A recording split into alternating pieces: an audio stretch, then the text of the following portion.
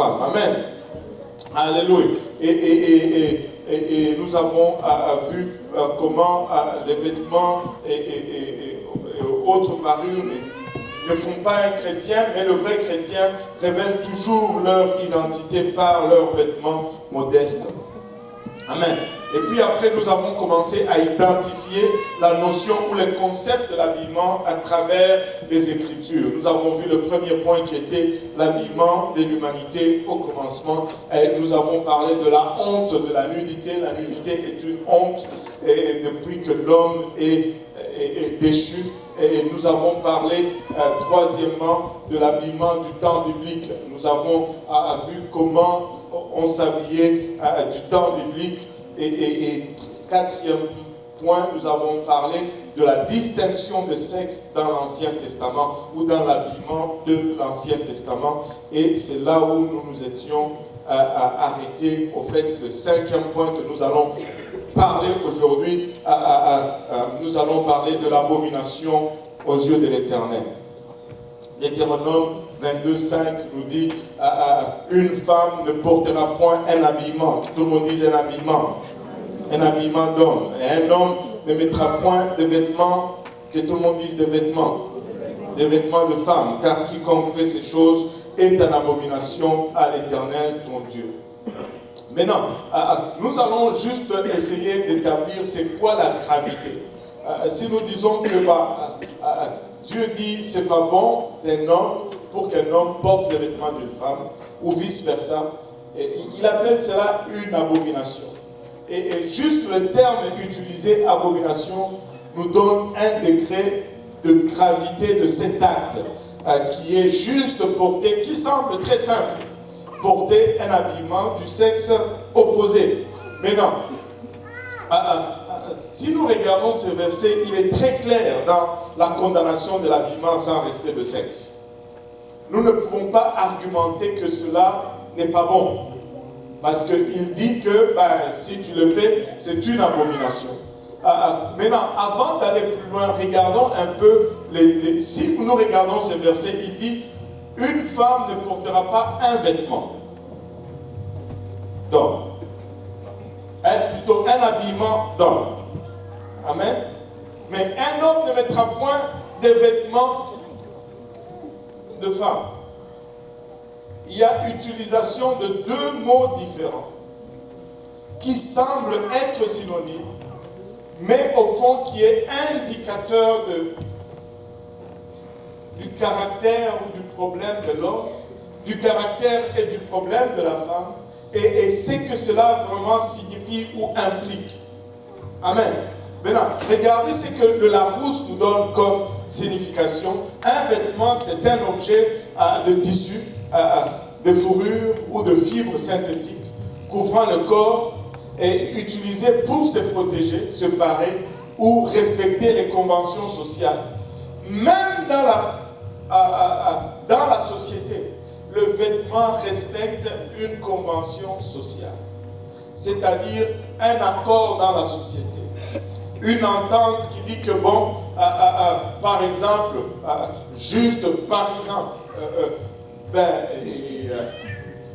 que la tenue officielle de bureau, c'est cravate, costume, veste, c'est une convention sociale.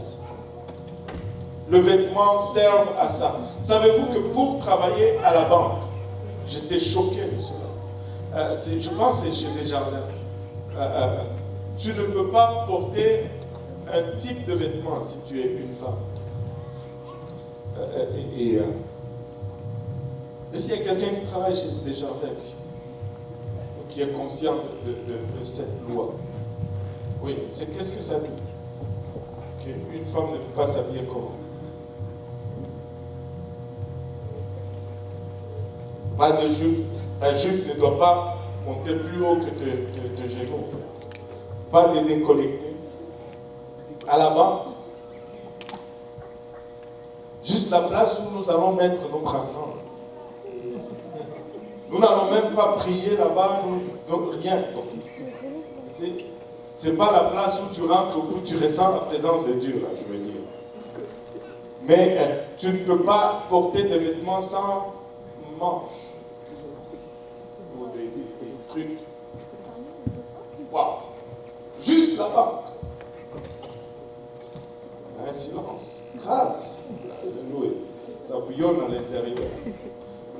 On dit toujours, fais attention à une rivière calme. C'est toujours plein de crocodiles. Alléluia.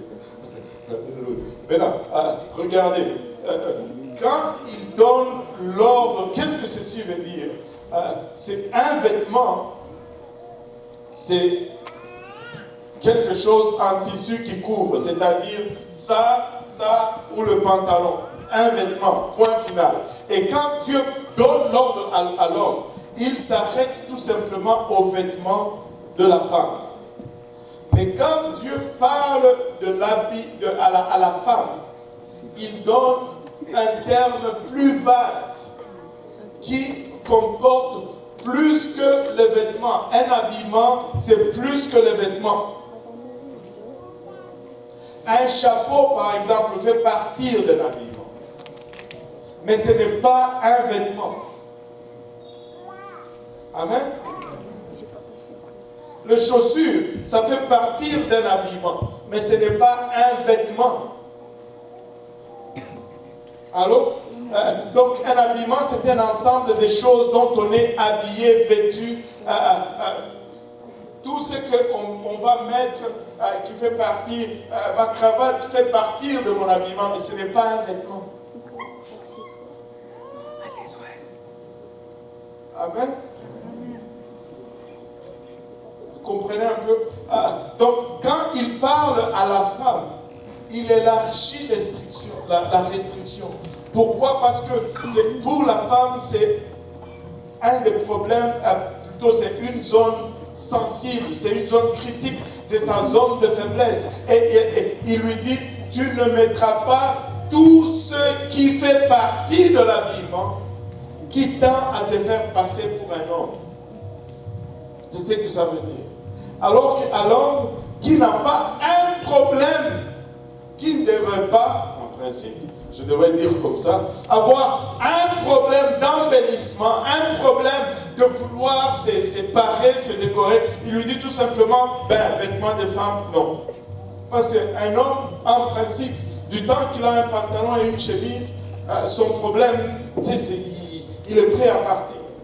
Si je vous disais combien de fois ma femme m'a fait retourner dans la maison. Même hier,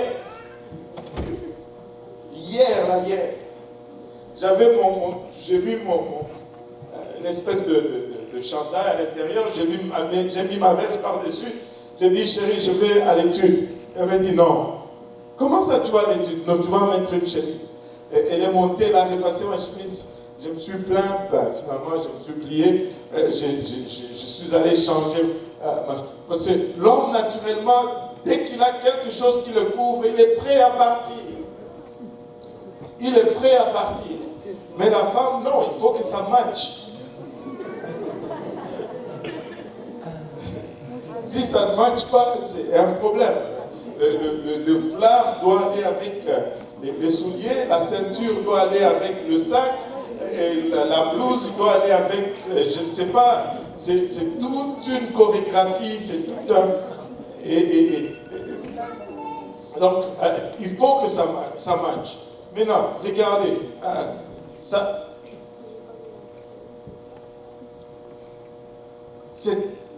Dieu nous le donne comme ça parce que c'est plus un problème pour la femme que pour l'homme. Donc, la femme va avoir plus à travailler dans cet aspect parce que Dieu parle de tout ce qui est fait partir de l'habillement, mais qui est à caractère masculin. Le mot abomination, sous ses diverses formes, apparaît plus de 40 fois dans les 5 premiers livres de la Bible. Et en général, la signification de sa racine, c'est quelque chose comme dégoûtant, sale, répugnant, odieux. Ça, c'est ce que signifie abomination. Maintenant, alors qu'il y a des choses qui sont une abomination à Israël, une abomination aux Égyptiens. Mais ce verset nous dit que c'est une abomination à l'Éternel que de se travestir. Alléluia. Maintenant, regardez ceci. Certains de ceux qui tentent vraiment de réduire l'impact de ce verset vont dire que dans ce passage, il y a plusieurs autres choses que Dieu parle, qui font partie des choses que Dieu interdit en Israël. Par exemple, tu ne vas pas porter un tissu avec deux fibres de nature différentes. Tu ne vas pas mélanger des grains de différents types. Il y a toute une série de lois ou de commandements dans le même chapitre, dans le même livre, mais les gens disent que si nous devons obéir à ceci, nous devons aussi obéir à tous ces autres. Je ne peux plus porter du polyester, par exemple, parce que c'est un mélange de tissus de différents types. Si je dois porter du coton, ça doit être juste du coton. Si je dois porter autre chose, ça va être juste de cette chose-là. Je ne connais pas d'autres tissus. Oui. Mais de la laine, par exemple, ça doit être juste de la laine, pas autre chose. Mais pourquoi est-ce que nous devons seulement obéir à ça et pas les autres? Est-ce qu'il y a quelqu'un qui aurait déjà posé cette question? Alléluia. La réponse est très simple. Pour toutes les autres choses, ce n'est pas dit que c'est une abomination. Et ce n'est pas dit que c'est une abomination à l'Éternel. Amen. Alléluia. Pourquoi cela? Regardez, l'explication est comme suit. La loi juive contient trois composantes, au fait.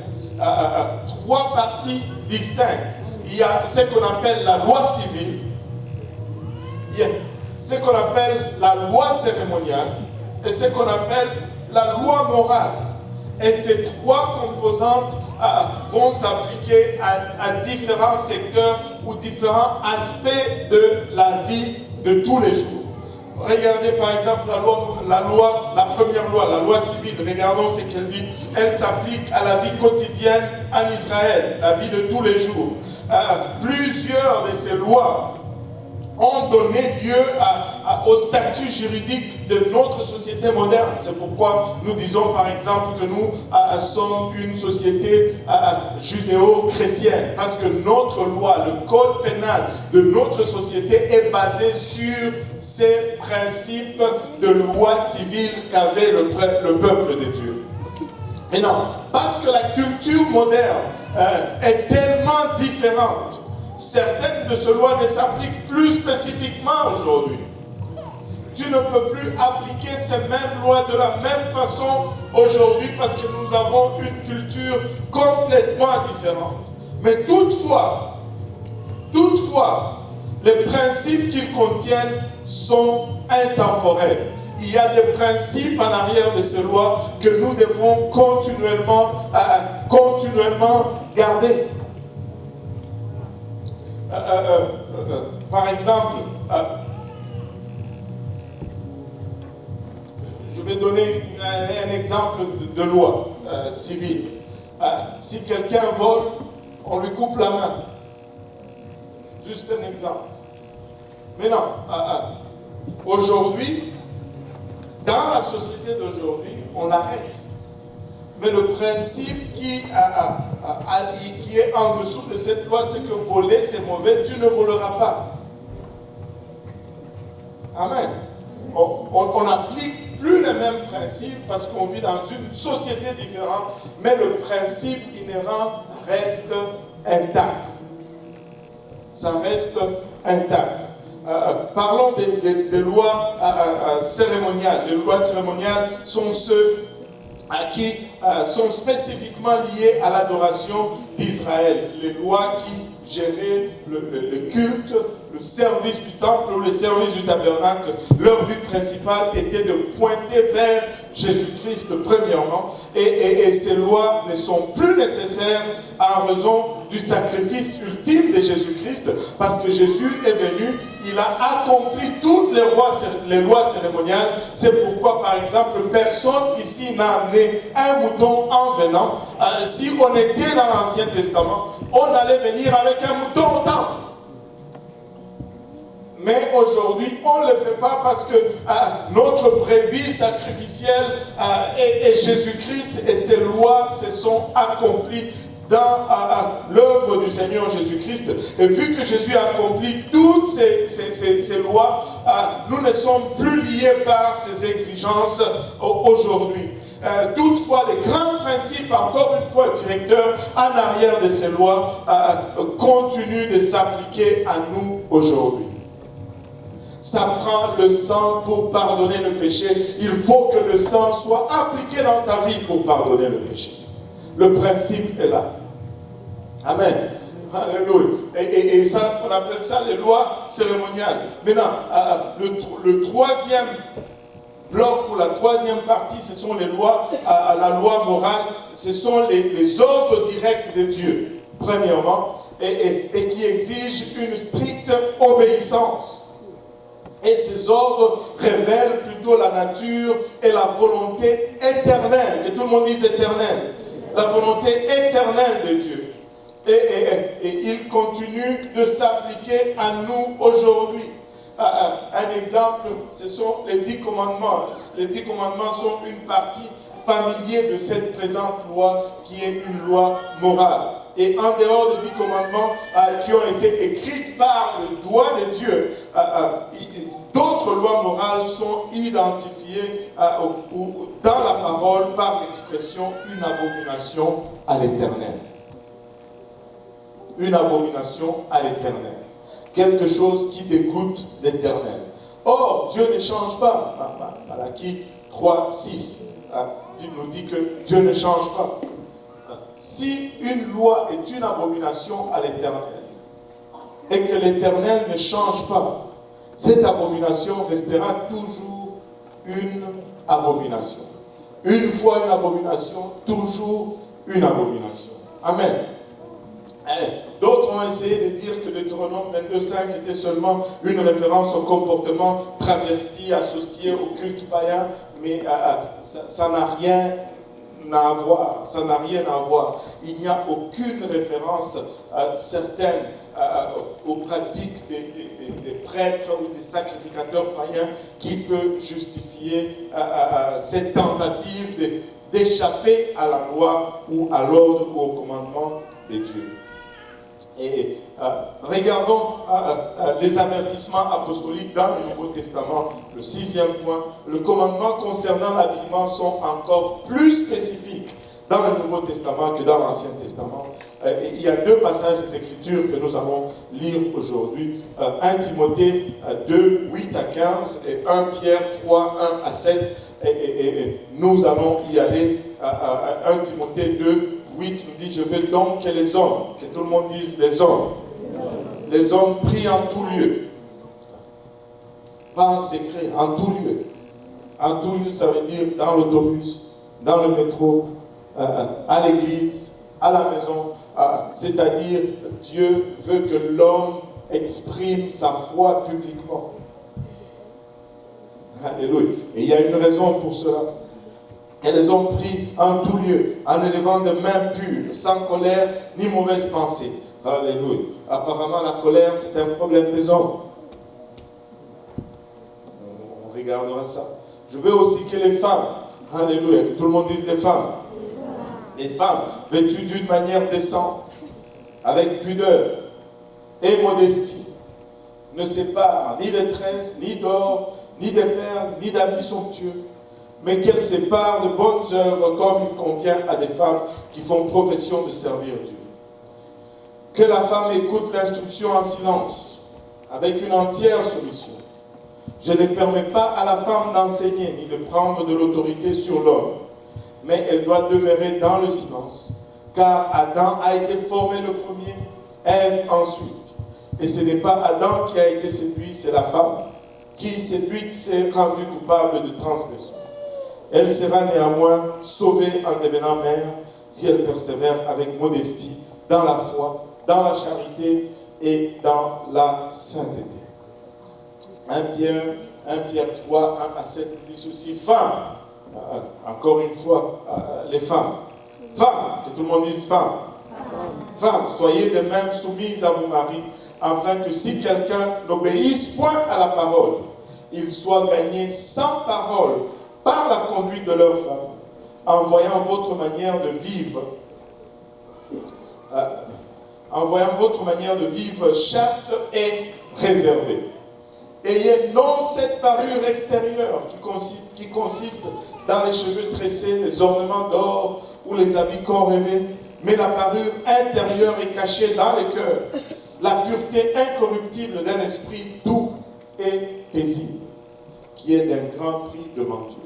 Ainsi séparées autrefois les saintes femmes qui espéraient en Dieu, soumises à leur mari, comme Sarah qui obéissait à Abraham et l'appelait son Seigneur. C'est d'elle que vous êtes devenues les filles, en faisant ce qui est bien en vous, sans vous laisser plutôt troubler par aucune crainte. Marie, montrez à votre tour de la sagesse. Que tout le monde dise Marie. Alléluia. Montrez à votre tour de la sagesse, dans vos rapports avec vos femmes, comme avec un sexe plus faible. Honorez-les, comme devant aussi hériter avec vous de la grâce de la vie, qu'il en soit ainsi. Écoutez bien ceci. Ça, c'est un avertissement que les hommes négligent très souvent. Qu'il en soit ainsi, afin que rien ne vienne faire obstacle à vos prières. Il n'y a rien dans la Bible qui fait obstacle aux prières, si ce n'est ta relation avec ta femme. Si ta femme est fâchée contre toi, avant d'aller prier, règle d'abord le problème. Allô? C'est quoi? C'est ce que ça veut dire. Si elle n'est pas contente, ça fait obstacle à ta prière. Waouh! C'est silencieux, les gens sont très sages. Je ne sais pas pourquoi. Notez, regardez un peu ceci. La liste des normes de Paul est presque identique. Enfin, je vais même enlever le presque. Est identique à la liste de Pierre. On a toujours dit que Paul était misogyne parce qu'il n'était pas marié et il parlait durement des femmes. Non, Pierre dit les mêmes choses. Les mêmes choses. Et bien que donné dans un contexte différent, les deux sont les mêmes préceptes, mais ce sont juste les cadres ou les contextes où ces deux principes sont donnés qui diffèrent. Alors que l'enseignement de Paul aux femmes chrétiennes sont largement repris par Pierre, la différence c'est le contexte.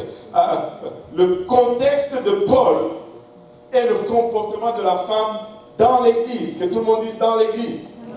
Alors que le contexte de Pierre est l'enseignement de Pierre, plutôt le contexte de Pierre est l'enseignement et la conduite plutôt de la femme à la maison. Tout le monde dit à la maison. Et en particulier, et surtout là où le mari n'est pas sauvé. Maintenant, ceci n'est pas une excuse pour épouser un mari non sauvé. Allô? Ça, c'est si vous étiez tous les deux mariés non sauvés. Et là, après, l'évangile est prêché, la femme croit, l'homme ne croit pas. Encore. Et là, Pierre nous dit qu'est-ce qu'elle doit faire pour éventuellement amener cet homme à son tour à croire. Mais Pierre n'est pas en train de dire tu peux aller épouser un non-croyant. Ce n'est pas ce qu'il a dit. Un seul amen. Amen. Alléluia.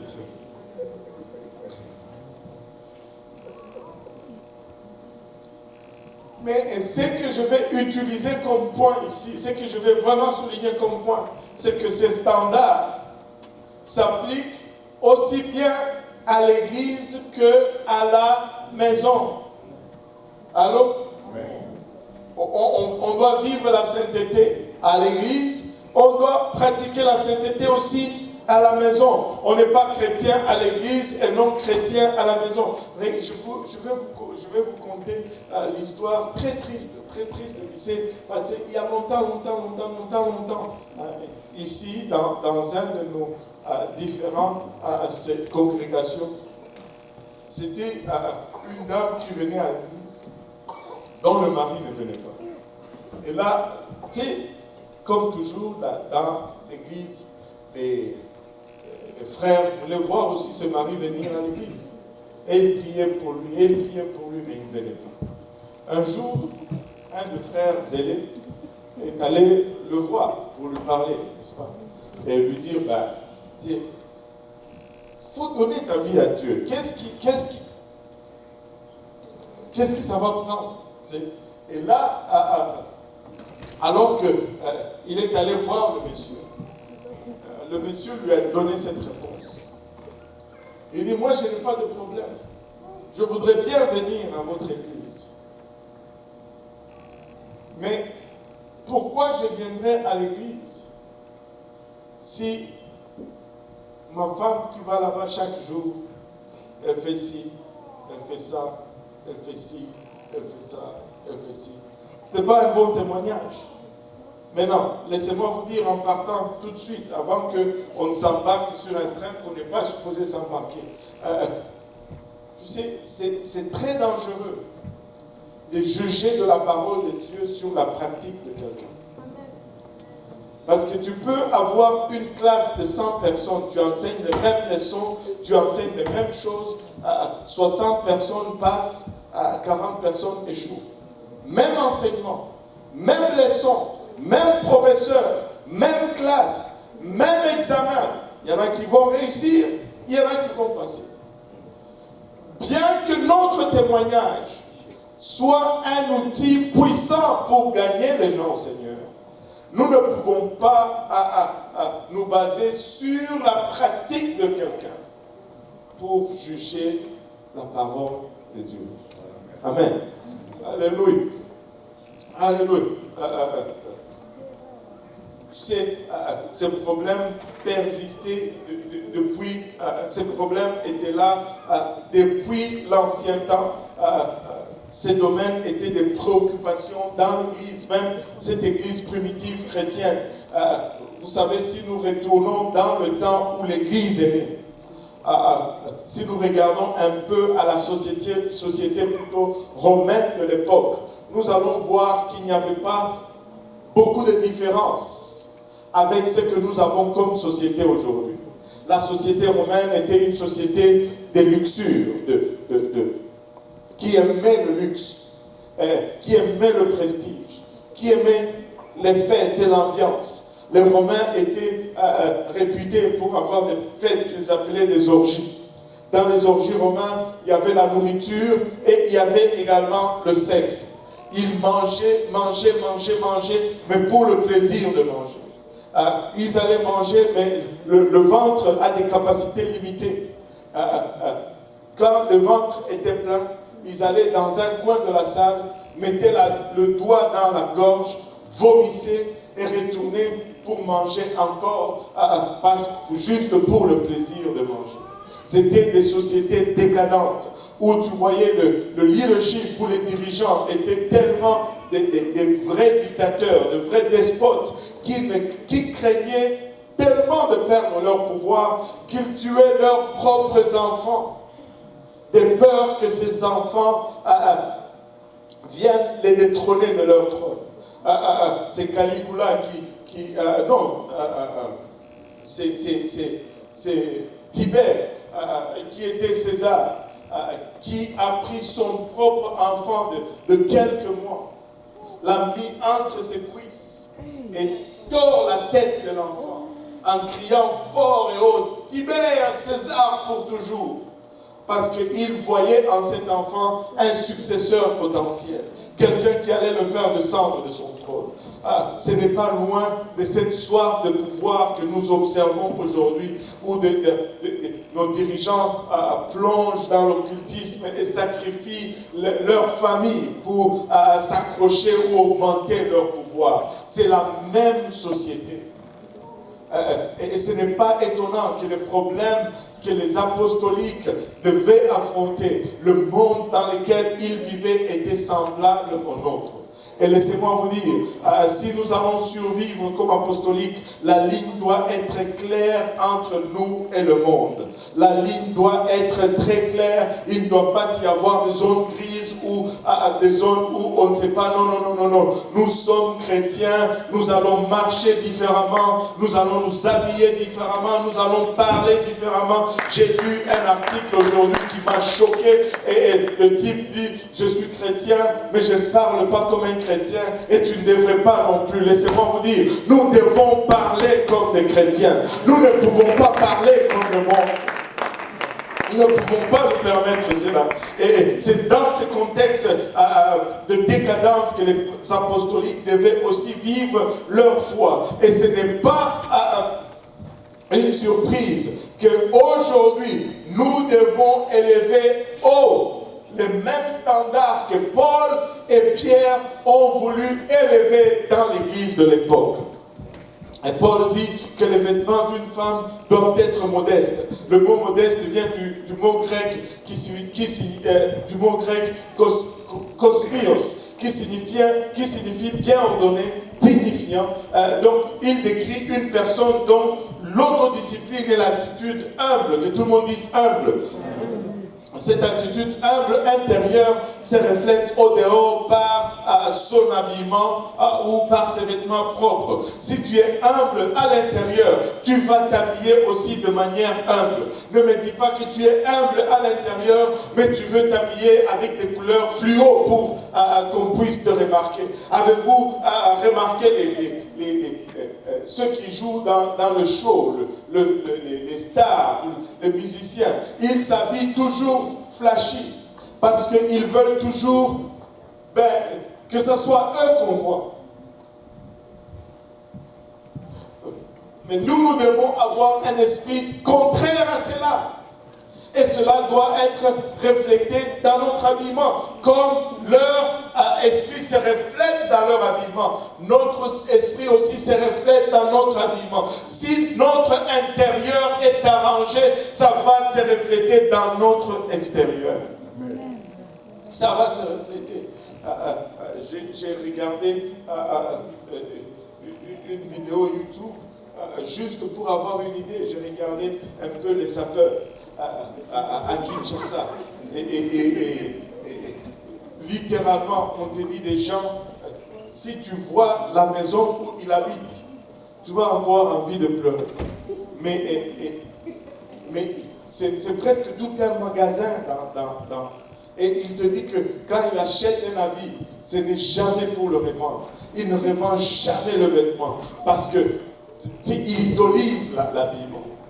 Et là, il sort, il y a les chapeaux, les vestes, les souliers, les ceintures. Quelqu'un qui travaille, qui fait à peine $200 au mois. Mais il a des vêtements qui coûtent $800, 800 euros, 1000 euros. Et là, ils vont s'habiller, ils vont sortir, ils vont aller dans leur club, et tout le monde montre ses griffes et tout. Laissez-moi vous dire honnêtement, ça c'est mon humble opinion. Ce n'était même pas beau. Je n'y comprenais rien. Je n'y comprenais rien. C'était juste des accoutrements étranges pour moi. Il faut dire que je suis novice. Paul était assez perspicace pour savoir que la robe d'une femme est un miroir de son esprit. Le vêtement d'une femme est un miroir de ce qu'il y a à l'intérieur. C'est pourquoi une prostituée va s'habiller d'une façon parce que c'est le reflet de ce qu'il y a à l'intérieur. Une professionnelle va s'habiller d'une certaine façon parce que c'est le reflet de ce qu'il y a à l'intérieur.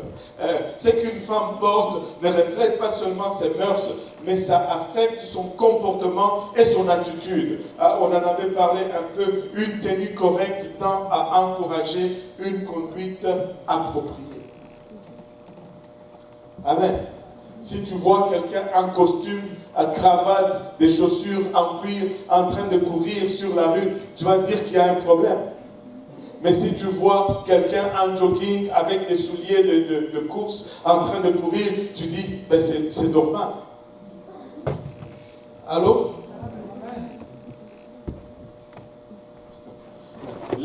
L'exhortation de Paul à s'habiller d'une façon modeste et ordonnée suggère fortement qu'il n'y a aucun mérite spécial dans l'ignorance ou la négligence de l'apparence personnelle. Laissez-moi juste clarifier cela. La sanctification, ce n'est pas le mal habillement. La sanctification, ce n'est pas la négligence. Parce que si tu t'habilles mal, ce n'est plus modeste parce que ça attire l'attention. Il y a des gens qui négligent tellement leur apparence qu'ils deviennent remarquables. Et le but, c'est de ne pas être remarquable. Si tu viens avec des cheveux décoiffés, tu deviens remarquable. Si tu viens avec des vêtements sales, non repassés, mon père disait toujours, toi, ta chemise, c'est comme si elle vient de sortir de la bouche d'une vache. Ça, c'est-à-dire, tu n'as pas repassé ta chemise. Va repasser ta chemise. Et écoute, repasse tes vêtements. C'est simple. Repasse tes vêtements, peigne tes cheveux, sois ordonné, propre, lave les vêtements. La sanctification n'est pas synonyme de négligence. Nous sommes à l'image du Seigneur. Pour l'amour de Dieu, restons l'image du Seigneur, qui est une coordination. Quand nous regardons la nature, nous disons que c'est beau. Quand on nous regarde, on doit dire aussi que c'est beau, parce que c'est Dieu qui nous a créés. La négligence, ce n'est pas ce que Paul ou Pierre prêchaient, mais ils prêchaient plutôt la simplicité et la modestie. Amen. Alléluia. Vous savez, je vais plonger encore dans les controverses. Alléluia. Aide-moi, Seigneur, moi et mes controverses. Dernièrement, le président Trump était en Angleterre. Juste regardez comment la royauté s'habille. Allô? Regardez comment ils sont habillés. Simple. Simple. Si ce n'est pas une cérémonie spéciale où ils doivent porter leur attirail royal, ils s'habillent simple. La simplicité, c'est l'élégance. Quelqu'un a dit. C'est simple. Il n'y a pas trop de blanc, blablabla. Simple. Oh, j'ai l'impression que je parle tout seul. Tout le monde m'a déjà abandonné. Deuxième caractère, mais les vêtements doivent être longs, suffisamment longs et suffisamment amples. Maintenant, quand je dis ample, je ne veux pas dire que tu viennes ici avec un sac qui traîne partout. Non, c'est pas ça. Ce que je veux dire, c'est que l'habit doit cacher tes formes. Le but de l'habillement, c'est de couvrir et non de révéler tes formes. Certaines robes, oui, ce sont des robes. Certaines robes, oui, elles dépassent les genoux. Mais on dirait qu'on a versé la personne à l'intérieur. On a fondu la personne, on a versé, parce que tu te demandes comment la personne a pu rentrer dans cette affaire. C'est tellement serré qu'on peut voir même les vaisseaux sanguins par-dessus la robe. Si tu dois courir, c'est comme ça. Seigneur, ça ne marche pas. Ce n'est pas cela. Non. Les vêtements doivent être amples. C'est-à-dire qu'ils couvrent, qu'ils cachent tes formes. Alléluia. Le mot vêtement vient du mot grec katastole qui signifie un long vêtement ample. Ce mot désigne directement un style de vêtement que le grec appelait katastole, qui était ample et qui tombait juste et qui couvrait le corps à partir du cou jusqu'au genou. Ça veut dire long. Donc, notez que Paul requiert le même type de vêtements que Dieu exige dans Genèse 3. Katastole, c'est la même description que kytonette. Et les vêtements d'une femme devraient donc couvrir les cuisses et les genoux. Et les genoux. Je ne sais pas, mais je remarque encore une fois une tendance grave. Les jupes ne font que monter. Les jupes doivent descendre. Amen. Enfin, je veux dire en bas. Ça doit descendre. Regardez, il y a une raison pourquoi on dit les jupes plus bas que les genoux. Et regardez, si ta jupe est plus haut et juste au genou, quand tu es debout, quand tu t'assis, ben, ça monte. Et quand tu es sur la plateforme, ceux qui sont en bas vont commencer à voir ceux qui n'ont pas besoin de voir. Et si tu vas monter sur cette plateforme, tu dois allonger tes jupes plus bas que les genoux. Et écoutez, ce n'est pas juste une question d'une plateforme. Tu prends le métro, tu prends l'autobus. Es-tu vraiment une fille du Seigneur ou pas? Laisse tes jupes descendre plus bas que tes genoux. Donc, on ne veut pas que quand tu t'assois, là tu commences à faire la danse d'extension des jupes sur... Si tu es appelé à faire ça quand tu t'assois, c'est pas assez long. Point final, c'est pas assez long. Ajoute quelque chose, un tissu ou un ruban, ça n'arrive pas. Ça n'arrive pas. Ça c'est la vieille école, ben nous sommes de la vieille école. Et c'est ça qu'on va prêcher ici dans cette église. Maintenant, nous accueillons tout le monde. Même ceux qui viennent en pantalon, mais nous leur donnons le plein conseil du Seigneur. Personne ne va jamais t'arrêter à la porte parce que tu es mal habillé. Mais quand tu viens ici, on va prêcher la parole.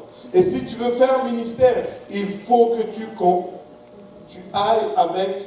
vous savez, nous n'avons pas cette pratique policière.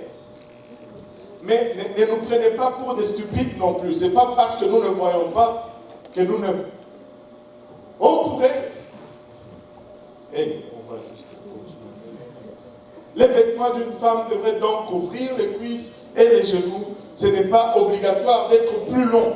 Ce n'est pas obligatoire. Si Paul voulait spécifier un vêtement qui arrivait jusqu'aux chevilles, il allait utiliser le mot grec podé, comme dans Apocalypse 1.13. Apocalypse 1.13 arrive jusqu'aux chevilles. Maintenant, si tu as la conviction de faire arriver tes robes jusqu'aux chevilles, que Dieu te bénisse. Mais nous n'avons pas un appui des Écritures pour exiger cela. Du temps que ça dépasse plus bas que les genoux, en position assise. Le Nouveau Testament dit c'est bon. Et si tu veux aller plus loin, écoutez, tu ne seras jamais pénalisé parce que tu fais plus. Allô? Alléluia. Le pantalon n'est pas un habillement pour une femme modeste non plus. Nous avons parlé du pantalon extensivement la session passée, la semaine passée. Car même s'il dépasse le genou, il est long, il n'est pas un vêtement coulant. C'est-à-dire, il colle d'abord au corps, et de plus, il est ceint au rein. Il est divisé entre les jambes. Il y a un entrejambe. Le pantalon ceint les reins. Et une femme ne doit pas ceindre le rein. C'est immodeste. Une femme ne doit pas montrer ses cuisses. C'est immodeste. Un vêtement serré de tout type, de toute façon, n'est pas modeste. Car il n'est pas ample. Un vêtement qui sert, c'est pas bon. Vous savez, laissez-moi juste dire ceci. Je vais juste lancer cela. Parce que vous savez, je sais.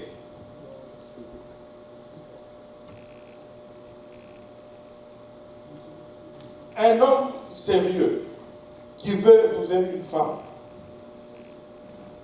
ce n'est pas parce que cette femme s'habille sexy que le garçon va être intéressé à la fille. Donc arrêtez d'induire nos filles en erreur, en leur disant que non, si tu ne t'habilles pas comme ça, tu ne vas pas trouver de mari. C'est faux. C'est faux. Un homme cherche toujours une femme respectable. C'est la première chose. Oui, on veut toujours une femme belle. Mais regarde, il y a plusieurs femmes belles qui courent encore.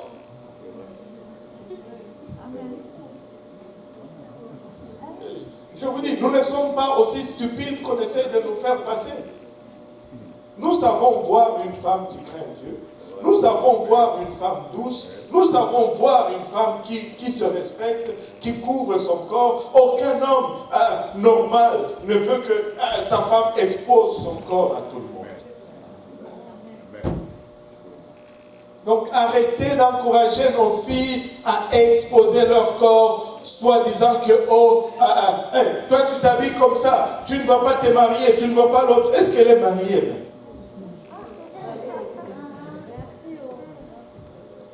Elle n'est même pas mariée. J'étais encore à l'école, pas à l'école, au travail, je travaillais dans une manufacture. Les manufactures sont des places très difficiles à travailler pour les chrétiens à cause un peu de l'immoralité. Les conversations sont mal, très souvent. Là, je travaillais dans cette manufacture, puis il y avait un employé qui était d'une certaine nationalité, et dans ce temps-là, c'était un peu à la mode. Oh, les femmes devaient aussi se promener torse nu parce que les hommes se promènent torse nu. Tout d'abord, qui a dit qu'un homme se promener torse nu, c'est correct? Ce n'est pas correct. Bon, les femmes devaient aussi se promener torse nu. Là. C'était tout un débat.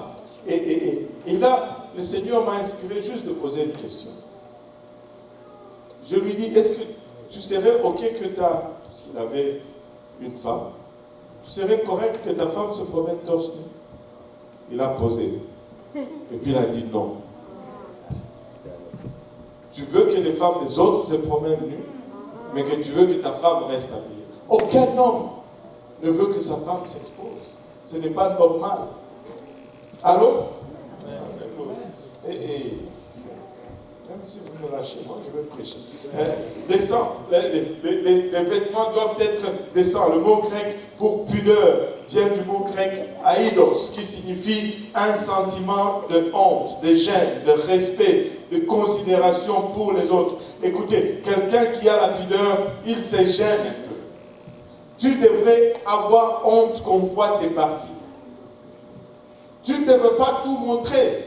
Tu dois cacher parce que tu dois être gêné qu'on te voit. Allô? Oh boy, c'est chaud. Ces mots a une signification plus profonde en ce qui concerne les parures plus que les vêtements. Toutefois, en matière de vêtements, ce mot nous dit que la femme est responsable de sa façon de s'habiller, de sorte qu'elle ne tourne pas le regard des autres sur elle.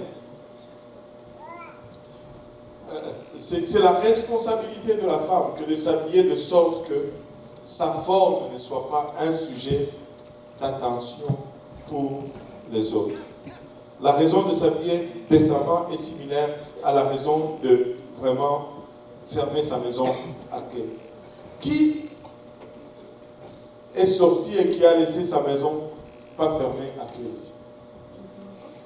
Tout le monde, avant de sortir, vous êtes assuré. Si tu as fermé la porte, surtout s'il y a des enfants à la maison, David, est-ce que tu as fermé la porte? Ou vous voulez vous assurer que la porte a été fermée? Pourquoi? Parce que vous voulez préserver ce qui est à l'intérieur. Et c'est la même chose pour la pudeur. Tu veux préserver ce qui est à l'intérieur. Tu veux préserver, tu veux protéger ce qui est à l'intérieur et empêcher l'intrusion de l'extérieur. Les vêtements peuvent évoquer l'intimité et même les vêtements peuvent évoquer une réponse passionnée. qui doivent être réservées seulement au mariage. Je me rappelle d'un frère, c'était pas ici, qui devait, je ne sais pas, aller chez une sœur pour quelque chose. Il vient, il cogne à la porte et la sœur dit entre. Il pousse la porte, il regarde. Elle était habillée en rouge. On peut s'habiller pour susciter une passion. Alors, on peut s'habiller pour donner un message. C'était en rouge et c'était en soie.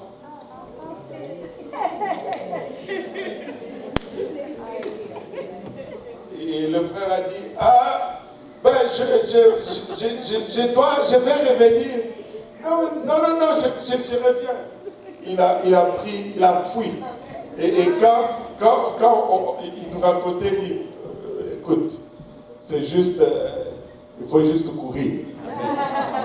Il dit, j'ai littéralement couru. Je n'ai même pas essayé de marcher, j'ai couru parce que des fois, je veux courir avec le corps, mais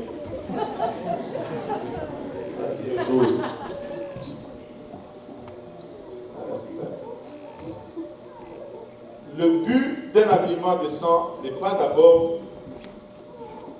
de se cacher de la vue des autres, mais c'est de préserver notre intimité pour notre mari, pour notre futur mari. Amen. La décence doit être respectée même dans la famille immédiate, car une exposition indécente détruit toujours le respect mutuel. Ça détruit toujours le respect mutuel. Les différents états de déshabillement, de nudité qui sont communément acceptés parmi les membres de la famille peuvent rendre les enfants insensibles à la nudité et être une cause majeure, des fois de l'inceste. Vous savez, j'étais choqué quand je suis arrivé ici au Canada. J'étais à l'école. Je devais faire une école des adultes pour accélérer un peu mon acceptation au cégep, vu que je n'avais pas amené mes documents. Et là, en parlant, tu entends cette femme qui dit qu'elle prend son bain avec sa fille. Sa fille avait comme 3-4 ans, mais ils se lavent ensemble. Ça ne fait pas de sens. C'est immoral. Pas un peu, mais beaucoup. Il faut préserver la décence. Là, on voit de plus en plus de cas d'inceste ici en Amérique du Nord. Pourquoi? Parce qu'on a juste balancé les barrières dehors. La modestie peut avoir un sens très variable. Par exemple, ce qui est publiquement modeste sur la place publique diffère de ce qui est publiquement modeste dans l'intimité de la chambre d'un couple marié. Et on a parlé de cela aussi. Ce qui peut être modeste entre mari et femme peut être impudique devant des enfants. Ce qui peut être un habillement de famille modeste, à savoir vêtements de nuit, peut être impudique quand c'est exposé aux autres. Maintenant, le problème des temps modernes concernant la modestie n'est pas principalement vraiment le port de vêtements, mais l'enlèvement de vêtements. Parce que de plus en plus, malheureusement, les chrétiens ont pris la modestie au cadre privé et l'ont rendu public. On porte de moins en moins de vêtements. Très facilement, on porte de moins en moins de vêtements.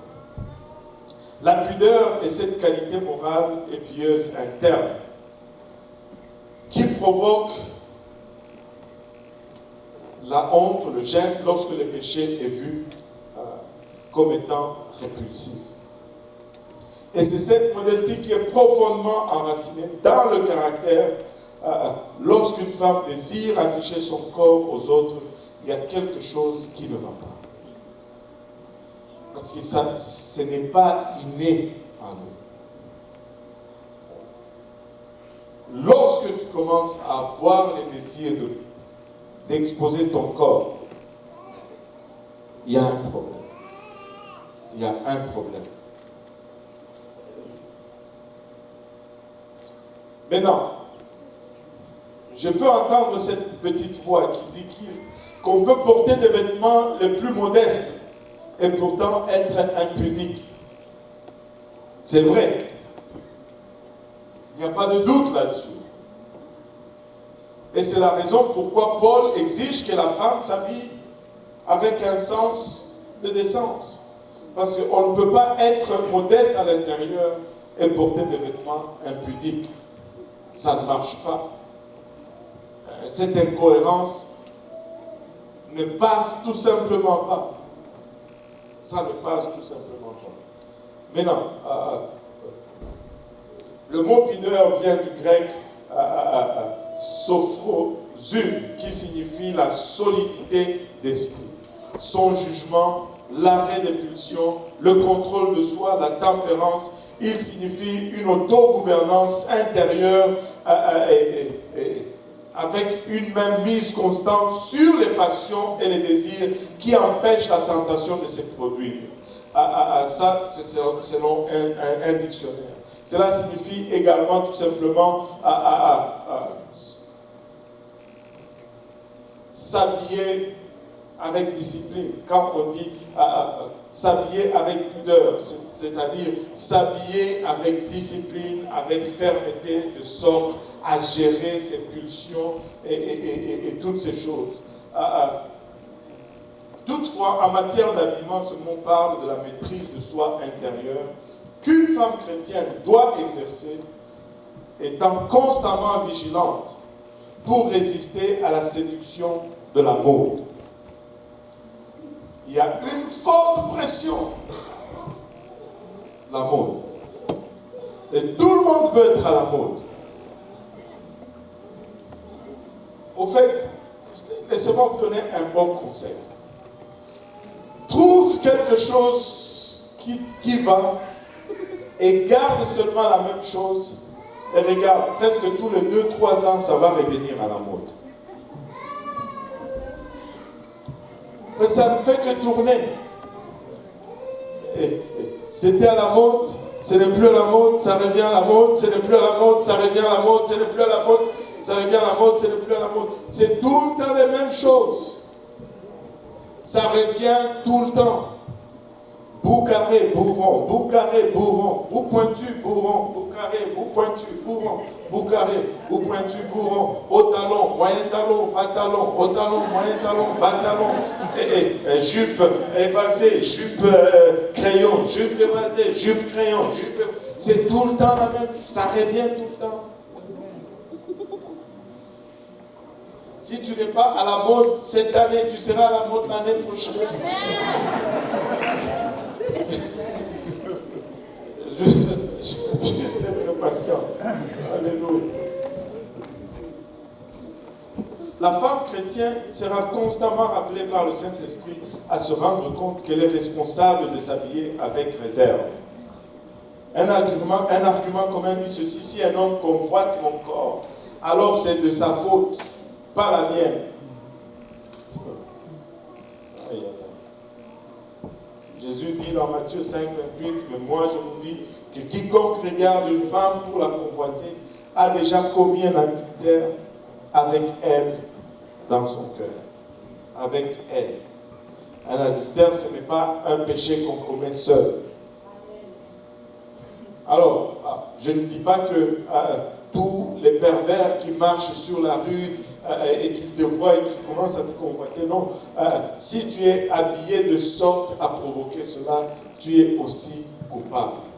Amen. Une parole aux hommes chrétiens. On va parler aux femmes. Une parole un peu aux hommes. Il y a plus de normes extérieures dans la parole de Dieu pour les femmes que pour les hommes.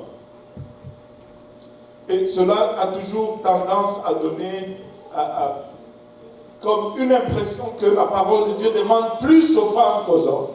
Mais laissez-moi vous dire, il demande les mêmes choses. La même quantité, je veux dire, ou le même nombre. Mais c'est seulement ce qu'il demande pour la femme, c'est toutes des choses extérieures. Et ce qu'il demande à l'homme, c'est toutes des choses intérieures. Et parce que c'est intérieur, on a l'impression que il n'y a pas d'effort à faire. C'est faux. Il dit à l'homme, je veux que tu pries en tout lieu sans colère ni mauvaise pensée. Wow, mauvaise pensée. Demande aux hommes mauvaise pensée. Et il dit à la femme, habille-toi décemment. Mais laissez-moi vous poser une question. Lequel est le plus difficile? Changer sa garde-robe ou changer ses pensées? C'est facile, changer sa garde-robe. Mais les pensées, des fois, tu ne sais même pas où ils viennent.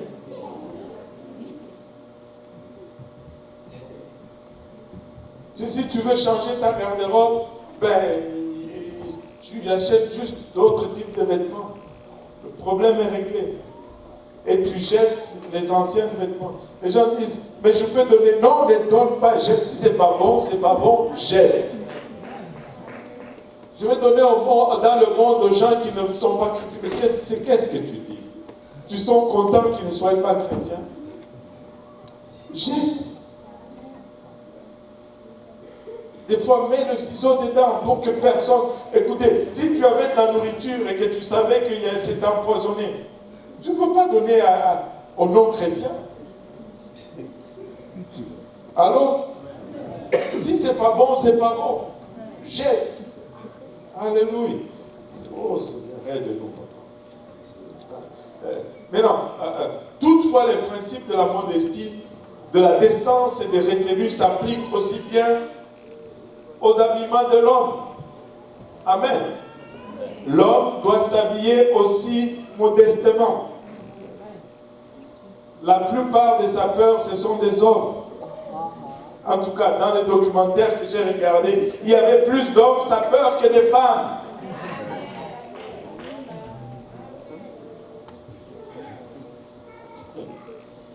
Tu sais,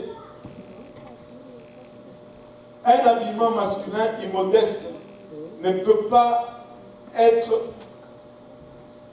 je veux dire, autant dangereux pour la plupart des femmes qu'un habillement féminin impudique l'est pour les hommes. Tu sais, un homme qui s'habille de sorte à attirer les femmes,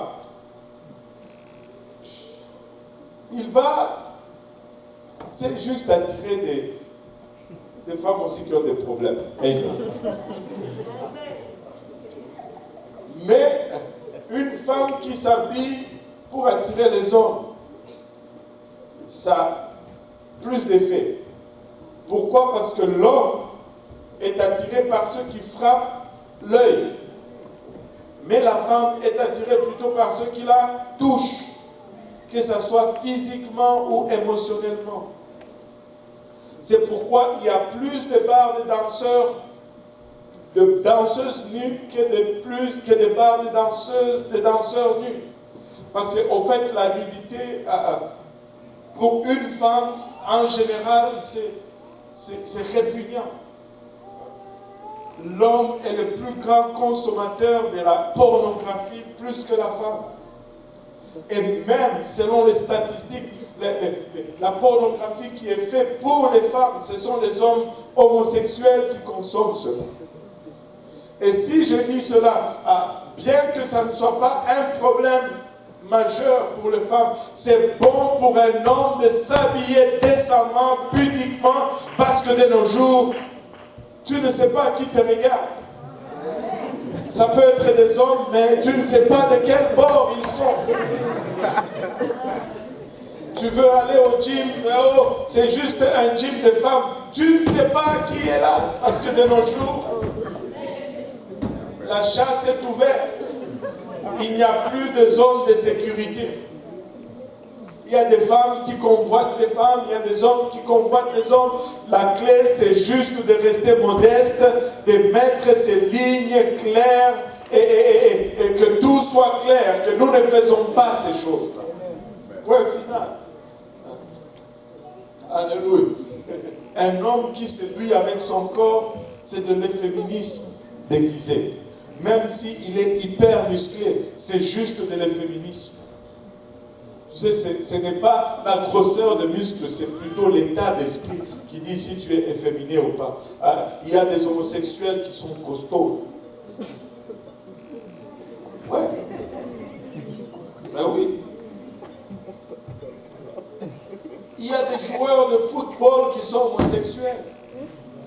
Tu les regardes, tu dis, bah wow, ça c'est un homme. Non, enfin oui, mais je me dis qu'il y a un problème. Voilà.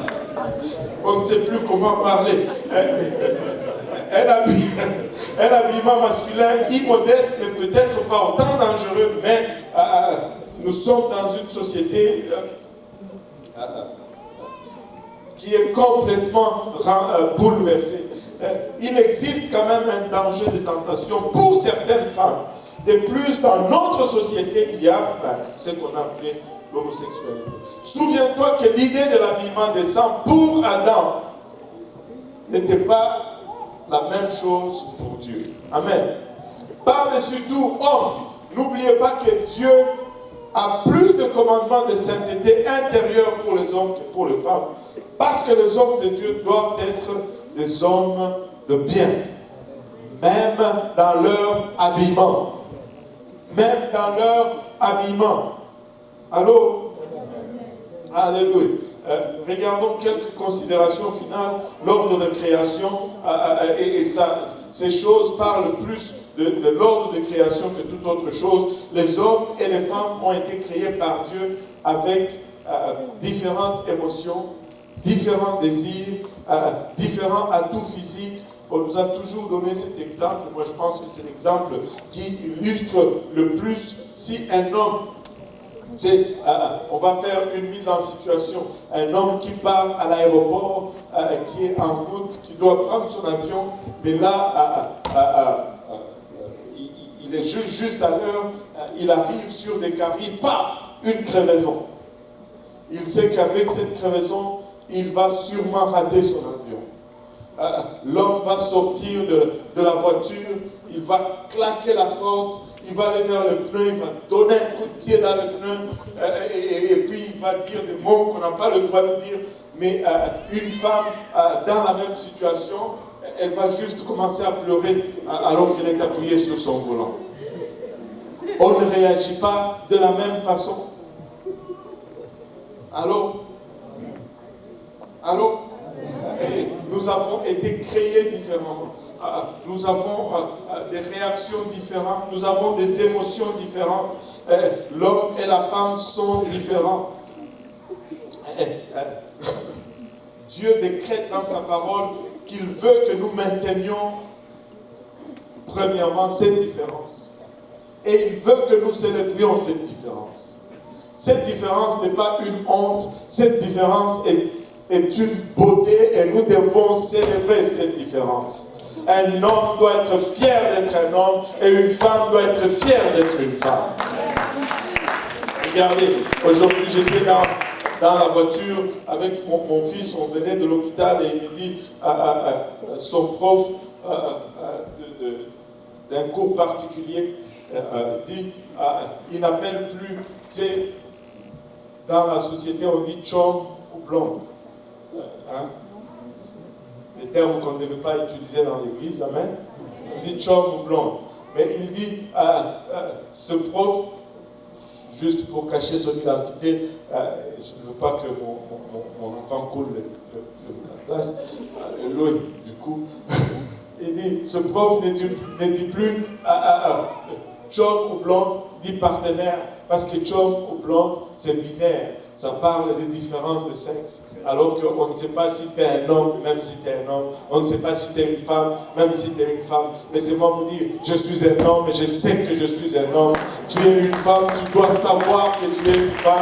Alléluia. Il ne doit pas y avoir de confusion là-dessus. Nous voulons célébrer cela. Nous voulons célébrer cela. Dieu est si catégorique dans le maintien de cette différence entre les hommes et les femmes qu'il nomme à cette brisure ou cette norme une abomination. Quand on se travestit, Dieu dit que c'est une abomination. Écoutez, la femme n'est pas inférieure, l'homme n'est pas supérieur, ils sont différents et nous devons célébrer ces différences. Ils sont différents et c'est complète. Alléluia.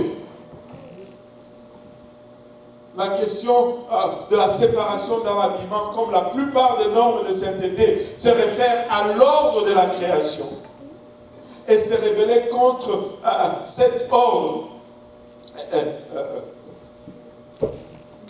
C'est se rébeller contre Dieu en fait. Si tu te rebelles contre l'ordre de la création, tu te rebelles contre Dieu. Un des moyens les plus efficaces que Satan utilise pour faire progresser l'œuvre du péché dans la société est de diluer les normes de Dieu concernant l'habillement pour que les autres soient tentés et que l'ordre de création soit brisé. Tu sais, de nos jours, on voit même des hommes qui portent des pantalons, mais on dirait des femmes. Tellement que c'est serré. Wow.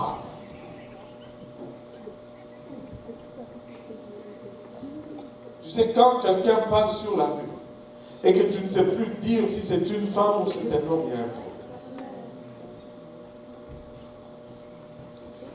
Il y aura toujours, que tout le monde dise toujours, il y aura toujours une différence de sexe.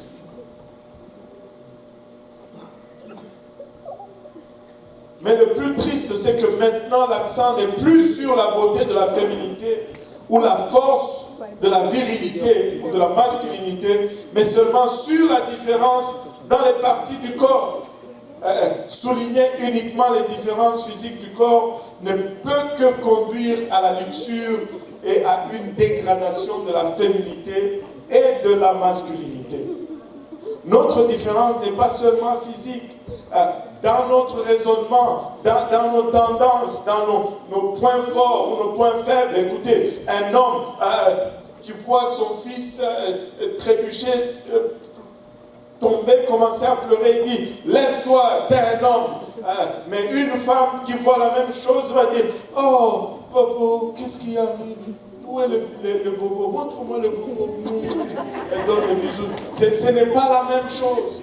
Nous sommes différents. Nous sommes différents. Et nous devons rester différents. Regardez, je ne suis pas... Juste pour vous montrer un peu la différence, je ne suis pas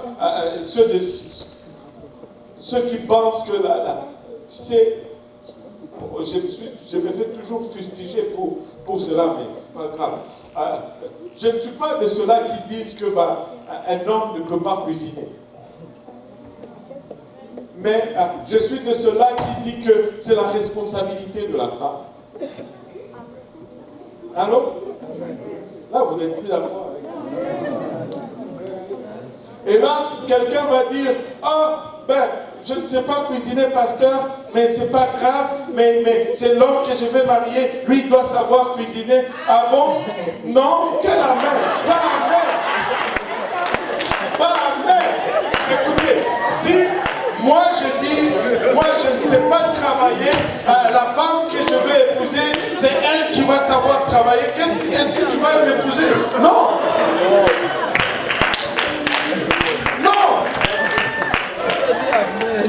Non! Qu'il sache cuisiner, c'est bon, mais tu dois apprendre à cuisiner comme lui doit apprendre à gagner le pain. C'est sa responsabilité d'aller travailler et de nourrir sa famille.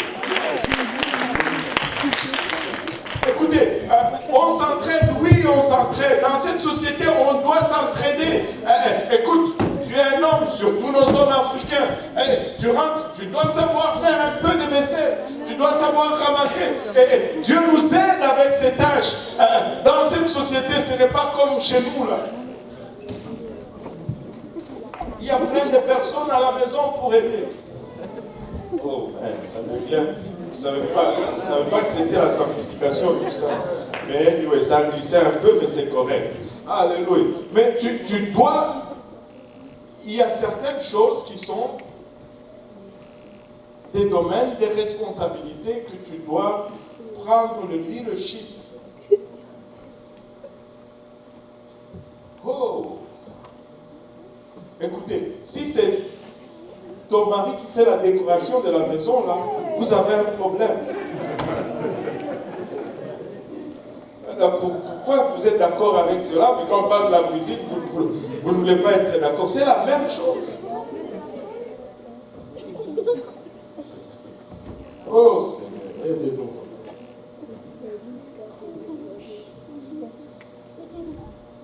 Oh, moi je n'aime pas travailler.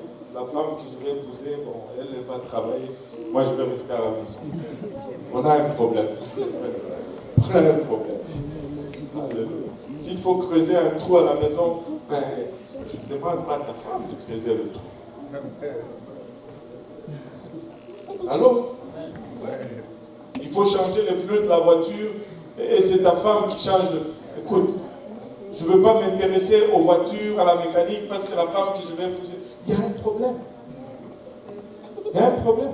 Si elle aime ça, bon, mais c'est ça, c'est ma responsabilité de m'occuper de la voiture, de changer les pneus, de faire ces choses.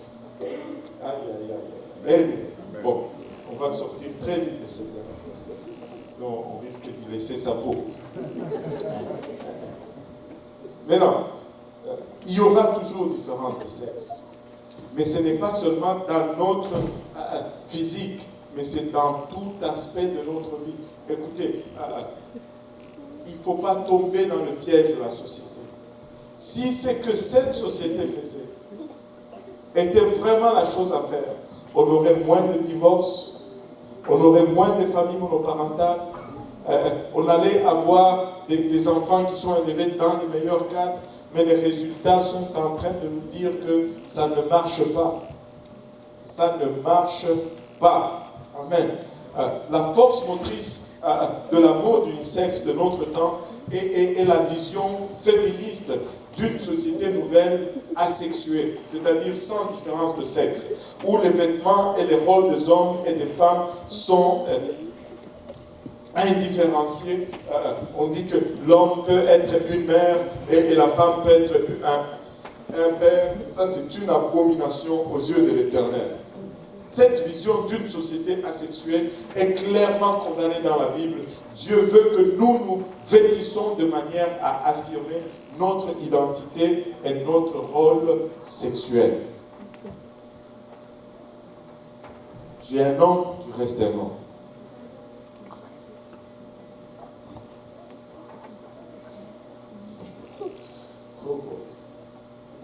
On va finir. Déjà 21. Quelques points. Vu que généralement les femmes ne regardent pas les hommes comme les hommes regardent les femmes, les femmes chrétiennes peuvent penser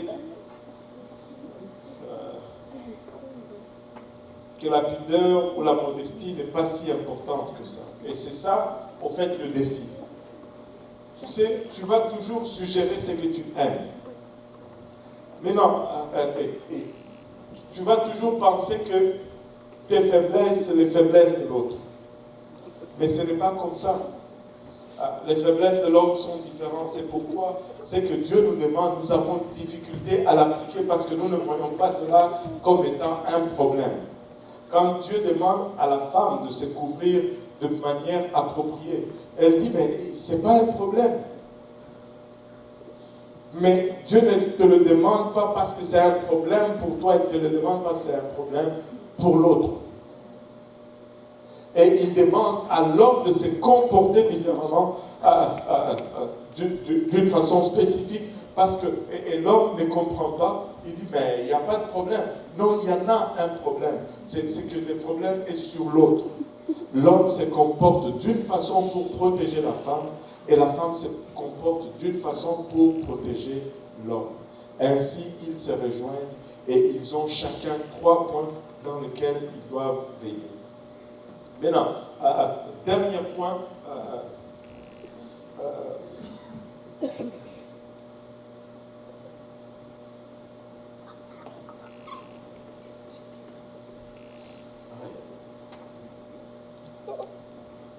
La question de notre obéissance.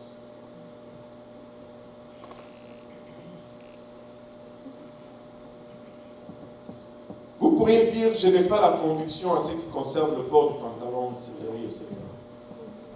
Amen. Je ne vais pas vous demander de lever la main. Est-ce qu'il y a quelqu'un qui n'a pas encore cette conviction? Il peut y en avoir. Mais votre manque de conviction ne vous donne pas l'autorisation, en fait, d'ignorer ou de vous rebeller contre la parole de Dieu. Vous savez, vous pouvez avoir la conviction que tuer quelqu'un n'est pas un péché, ou que ce n'est pas si grave. Mais si tu tues, tu vas être condamné, même si tu es convaincu que ce n'est pas un péché. Amen. Notre manque de conviction n'est pas nécessairement une permission. Vous devrez vous demander ceci. Vraiment, ça c'est la question qu'on doit se poser. Concernant ma façon de vivre, qui est l'autorité finale dans ma vie? Quand tu arrives à une place où tu dis, je n'ai pas cette conviction. Amen. Pose-toi cette question. C'est qui l'autorité finale dans ta vie? Est-ce que ce sont tes sentiments, tes convictions, ou bien la Bible? Amen. Les sentiments de l'homme sont très trompeurs. Mais le Saint-Esprit ne va jamais, alors jamais, vous amener sur une voie contraire à la parole de Dieu.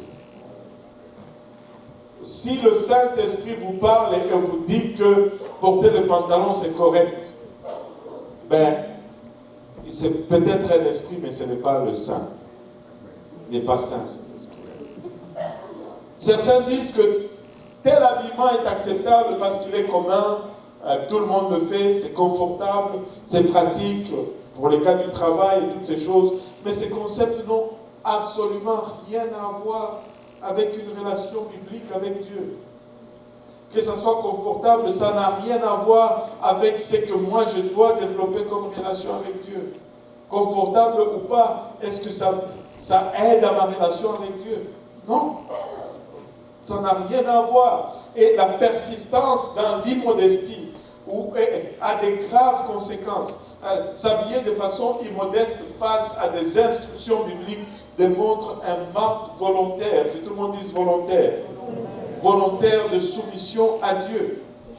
Et je vous ai raconté cette histoire.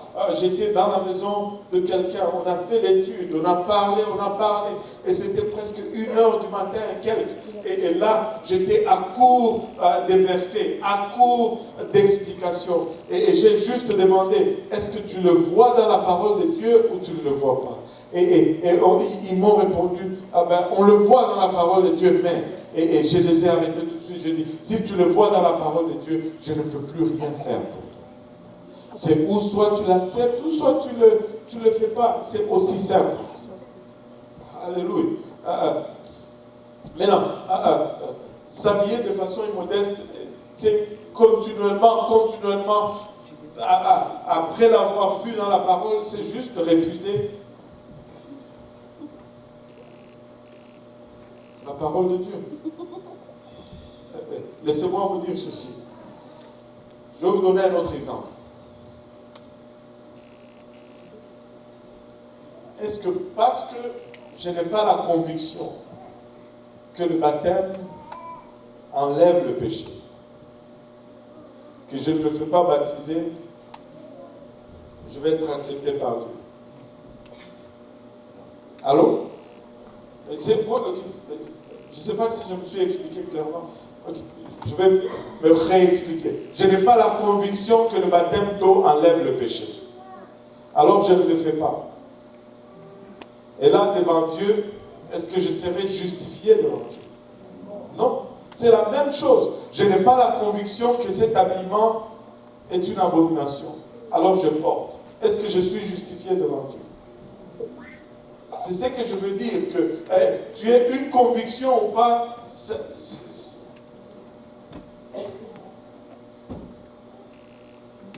ne donne rien. L'attitude de plusieurs chrétiens aujourd'hui, c'est combien dois-je faire pour être sauvé? L'attitude d'un vrai chrétien, c'est plutôt combien puis-je faire pour plaire à mon Sauveur? Et si vous vivez avec cette attitude, vous n'aurez pas de problème avec la sainteté. Si vous voulez vivre toujours dans les extrémités, juste dans les minimums, vous allez toujours avoir des problèmes avec la sanctification. Juste vouloir être sauvé des justesses, juste vivre sur les limites, tu vas te battre toute ta vie avec la sanctification. Arrive tout simplement à une place où tu veux juste plaire à Dieu. Tu cherches juste que Dieu soit content. Ça, peu importe ce que ça coûte, que Dieu soit content. C'est tout. Et à part ça, il n'y a rien d'autre.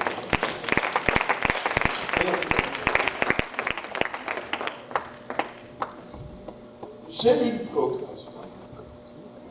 Parce que j'ai remarqué une tendance. Et cette tendance me laisse un peu perplexe. Et c'est celle-ci. Nous allons dire que nous sommes d'accord avec les enseignements du Seigneur.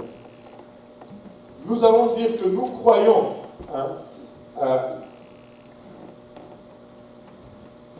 au principe biblique. Nous allons accepter le principe biblique. Mais nous allons argumenter contre la conséquence de cette acceptation. Ça, je ne le comprends pas. Il y a un décalage quelque part. Il y a un manque d'honnêteté quelque part. Je ne peux pas dire que je suis d'accord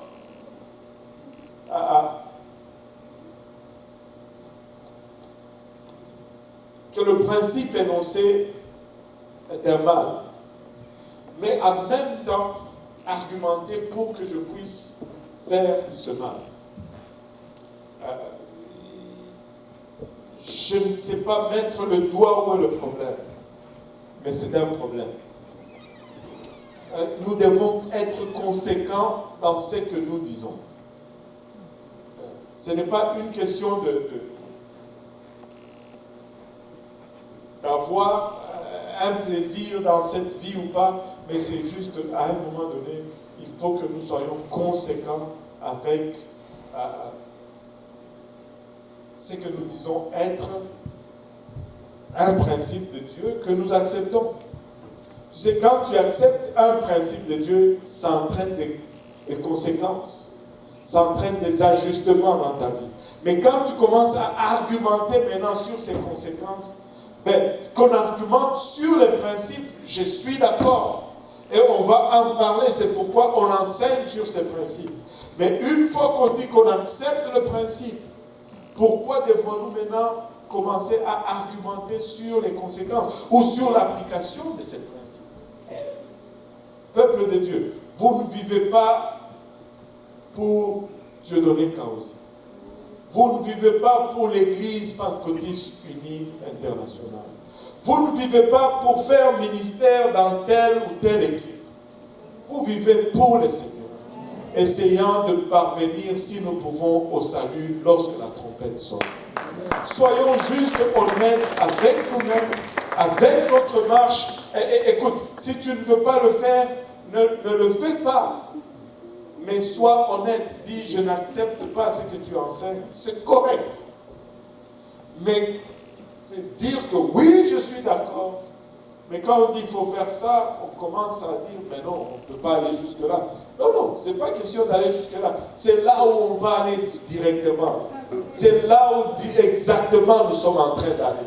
Une vie sainte dans tout aspect, parce que nous ne voulons pas pour rien au monde Je sais que ce que nous enseignons, même parmi nos églises pentecôtistes, semble être des fois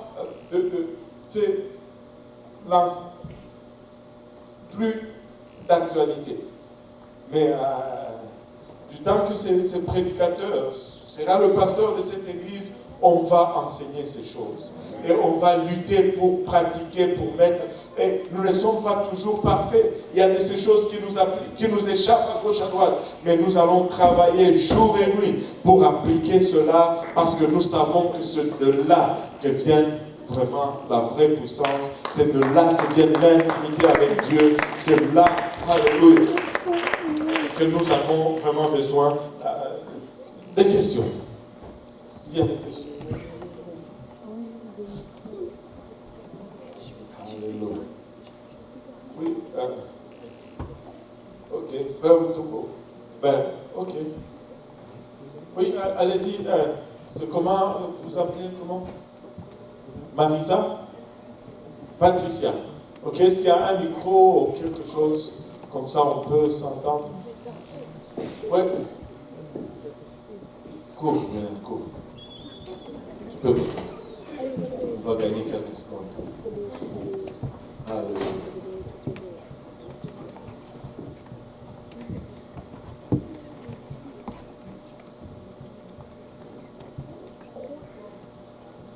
Contre. Et posez un peu plus fort votre question dans le micro, parce que là, je pense que tout le monde n'a pas entendu. Micro orange. Essaye un peu de faire comme ça. Jusque-là, on n'a rien. La question est celle-ci. Êtes-vous pour ou contre le port du pantalon? J'ai répondu sectement contre, pour qu'il n'y ait pas de controverse. Maintenant, je vais m'expliquer. Bibliquement, la Bible enseigne qu'une femme ne doit pas porter de pantalon. Et une femme doit cacher la séparation de ses jambes plus haut que les genoux. C'est le même enseignement dans l'Ancien Testament, c'est le même enseignement dans le Nouveau Testament, et c'est le même enseignement que nous gardons dans l'Église. Maintenant, est-ce que si je viens à l'église et que je porte un pantalon, on va me mettre dehors? Non, on ne va pas te mettre dehors, mais on va t'enseigner. Parce que c'est une zone dans laquelle, par ignorance, plusieurs vont vivre contrairement à la parole de Dieu, comme dans plusieurs autres zones. Le péché, ce n'est pas seulement le mensonge, ce n'est pas seulement le vol, mais quand nous venons à Dieu, même si nous faisions ces choses, nous arrêtons de le faire.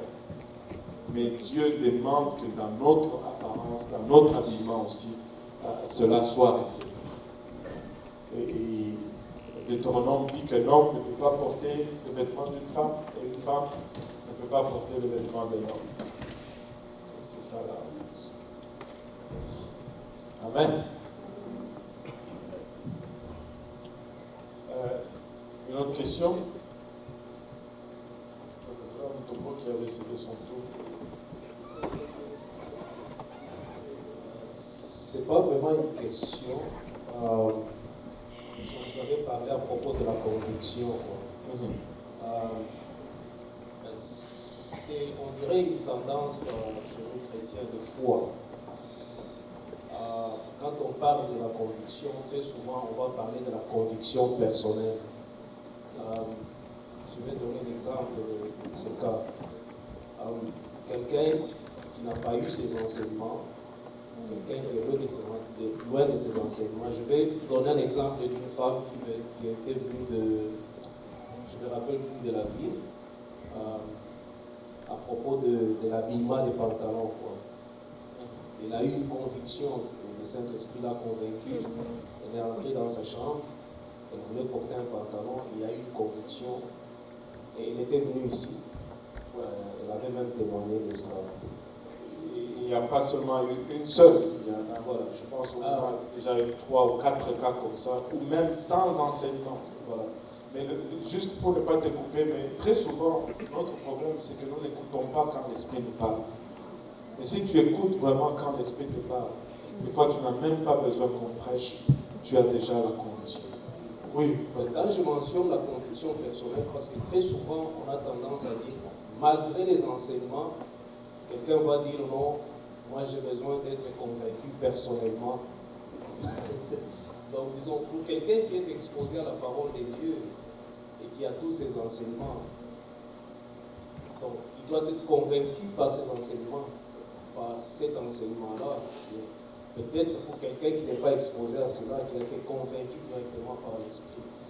Je voulais juste mentionner cela, cette tendance de conviction personnelle malgré les enseignements donnés. Et c'est une...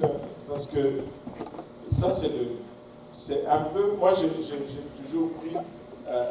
tu sais, la meilleure explication pour l'affaire de conviction, c'est un peu celui-ci. Quand Dieu dit... la sœur Rosalie aussi avait une question. Quand Dieu dit... Dieu regarde au cœur et l'homme regarde à l'apparence. Cela ne veut pas dire que Dieu ne regarde pas à l'apparence. Ce n'est pas vrai. Dieu regarde aussi à l'apparence. Cela tout simplement veut dire que l'homme ne peut pas voir le cœur. C'est pourquoi Dieu nous demande après dans Matthieu que nos œuvres soient visibles pour que les hommes voient et qu'ils glorifient notre Père qui est dans les cieux. Parce qu'ils ne peuvent pas voir ce qu'il y a dans le cœur. L'homme ne peut pas voir au cœur. Mais Dieu voit et le cœur et l'extérieur. Luc nous dit, celui qui lave l'intérieur, il lavera aussi l'extérieur. Je vais regarder rapidement ce verset. Attendez, donnez-moi juste...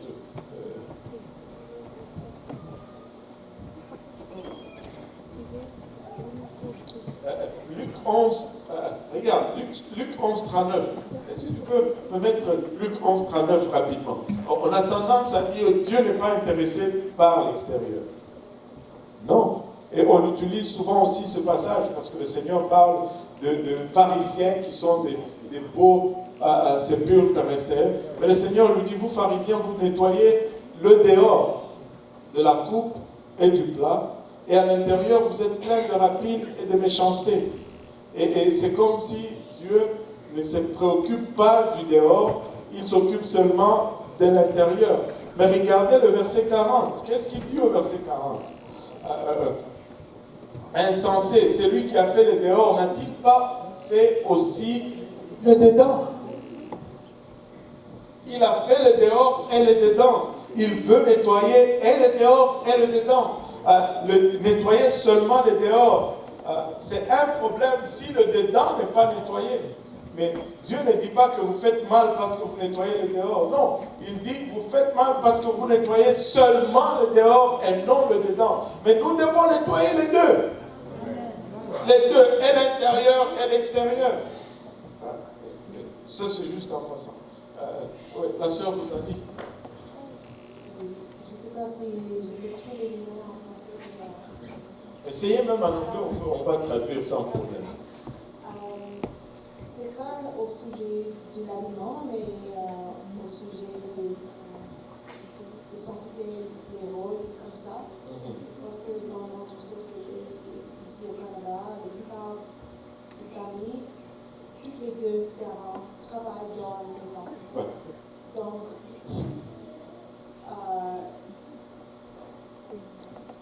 qu'est-ce que tu penses si tous les deux travaillent toute la journée, mais quand il revient, c'est une femme qui cuisine, qui ramasse les choses, qui fait toutes les choses à la maison?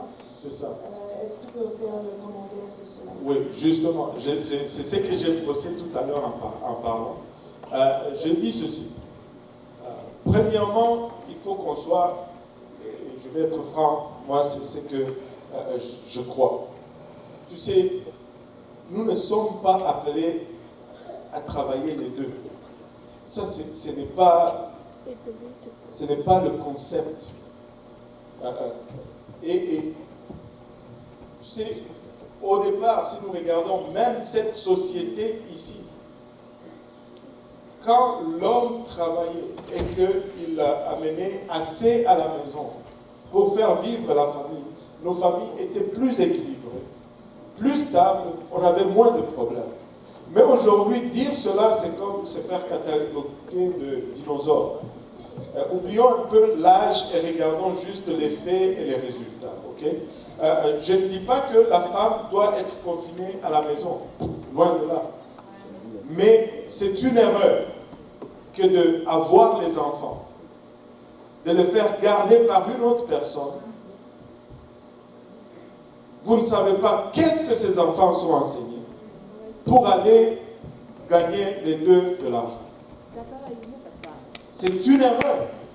Et c'est pourquoi on a tant de problèmes dans la société. Le taux de déficit d'attention est plus élevé parmi les enfants qui font la garderie que ceux qui sont élevés à la maison avec leur maman.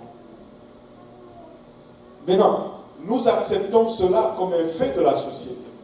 Mettons un peu le fait de la société à part. Recherchons juste honnêtement le bien-être de la famille, de nous tous, sans préjuger, sans dire que non. Recherchons juste cela. Amen.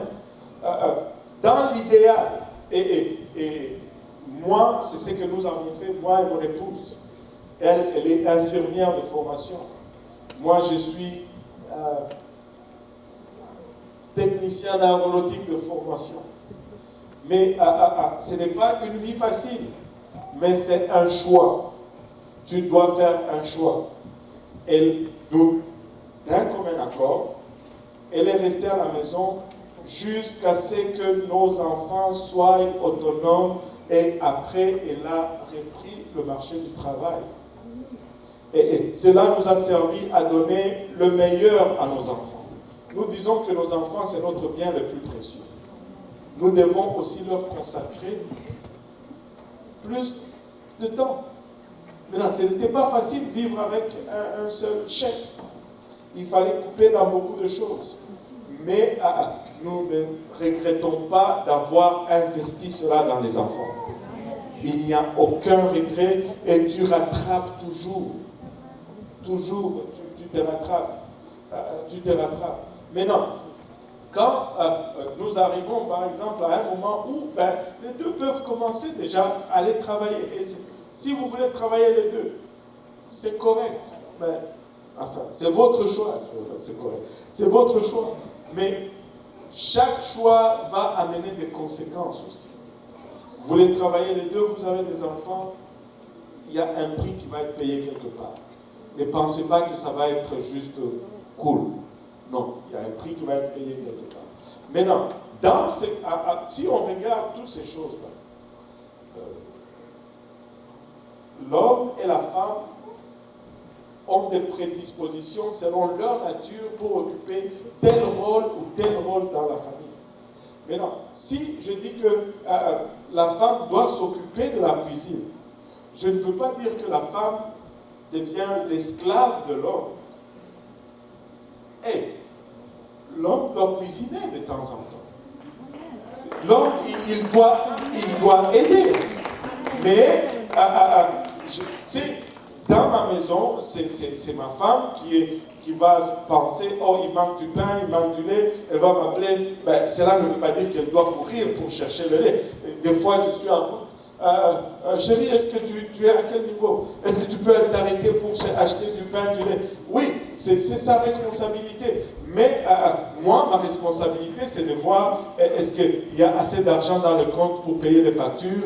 Je dois m'assurer que toutes les factures sont payées à temps. Mais ce sont des... Est-ce qu'elle paye des factures? Oui, elle paye des factures. Mais c'est ma responsabilité, c'est moi qui dois m'assurer de cela. Est-ce que là, nous avons un seul compte en banque et nous avons les mêmes cartes au même compte. Nous avons une seule carte de crédit. Nous avons le même compte, la même carte. Quand j'achète avec la carte, elle le voit. Quand elle achète avec la carte, je le vois. Et puis je l'appelle. Je blague. Tu es où là? Sors de là, s'il te plaît. Alléluia. Mais ce que je veux dire, c'est que Ça prend quelqu'un pour prendre le devant dans le domaine. S'il n'y a personne pour prendre le devant, ben on ne sait pas. On va être perdu. Mais ça prend quelqu'un pour prendre le leadership. Ça prend un dirigeant, sinon on ne sait pas qui fait quoi. C'est ça que je veux dire. Je ne veux pas dire que l'homme ne fait rien, mais écoute, fais quelque chose. Fais quelque chose. Je dois avouer que ces derniers temps, je cuisine de moins en moins, mais de temps en temps, je lave la vaisselle. Je fais du barbecue. Je cuisine. Je sais cuisiner. Je ne dis pas que les hommes ne doivent pas savoir. Non, ça ne marche pas. Tu dois savoir. Anyway, tu dois savoir. Tu dois aimer ta femme. Des fois, ta femme est fatiguée. Il faut que tu l'aimes.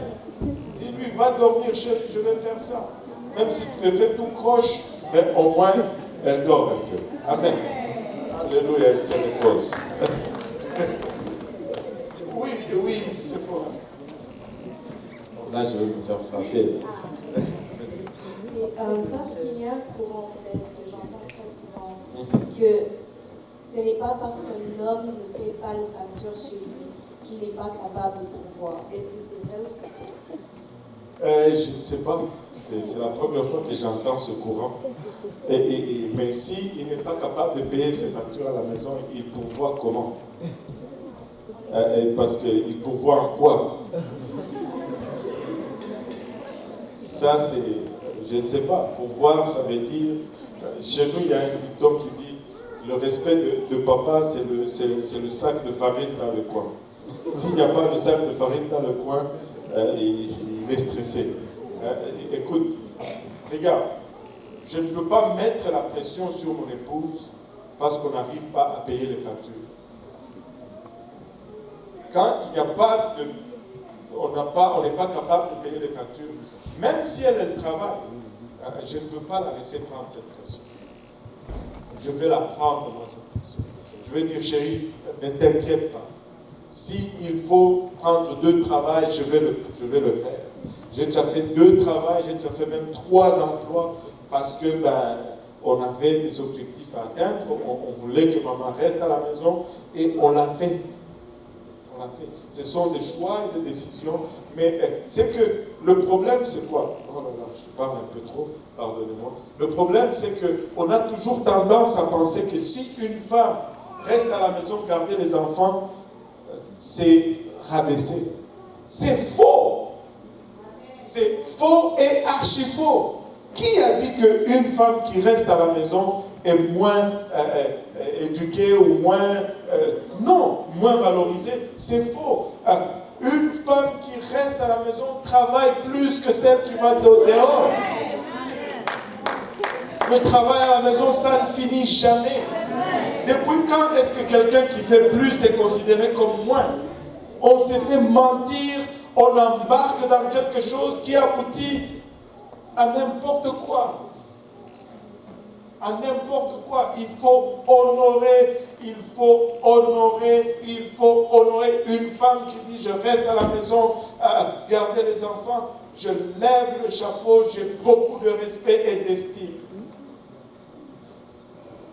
Alors, je ne veux pas dire aux femmes, oh, n'allez pas à l'école parce que non, il faut aller à l'école, il faut étudier. Parce que tu ne sais pas si tu vas avoir un mari.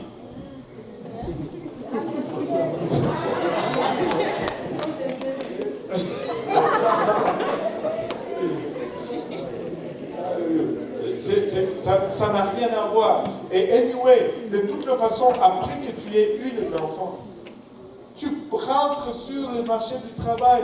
Écoutez, on pense qu'on va être en retard. En retard par rapport à quoi? Par rapport à qui? Tu ne peux pas être en retard par rapport à ta propre vie. Ça n'a aucun sens. Mais notre problème, c'est que nous nous comparons toujours aux autres. Vis ta vie. Vis ta vie. C'est tout. Un retard par rapport à qui?